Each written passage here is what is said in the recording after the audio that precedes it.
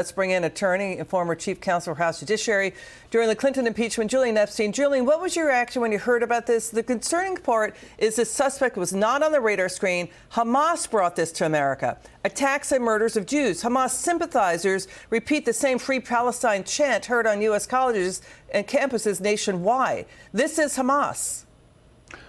Well, my reaction, Liz, and thanks for having me on, was one of shock but not surprise. And our condolences and prayers, obviously, with the family.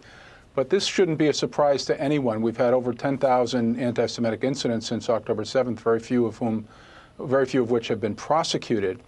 And when you have Democratic members of Congress, you just saw the clip from Ilhan Omar at the top of this segment, embracing the rhetoric of Hamas and embracing many pro-Hamas groups, when you have colleges that witness and in many cases enable anti-Semitic attacks and do nothing about it, when you have pro-leftist groups like the Democratic Socialists of America and chapters of Black Lives Matter seeming to openly endorse October 7th, what you are doing is you are giving a permission structure for extremism in the U.S., and we are seeing terrorism seep onto our shores. And so, Julian, so what you're saying, this is about the violent far left. I mean, we hear always about white supremacy, but we're seeing more attacks out of the far left. The murder suspect, active member of the Party for Socialism and Liberation. The far left is loaded with violent rhetoric, including calls to assassinate President Trump.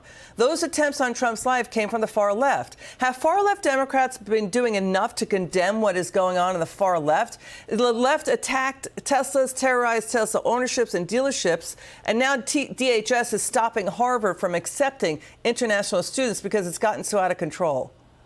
I think you have seen repeated anti-Semitic attacks on college campuses and elsewhere.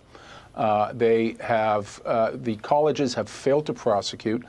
Leading members of Congress on the Democratic side have failed to condemn.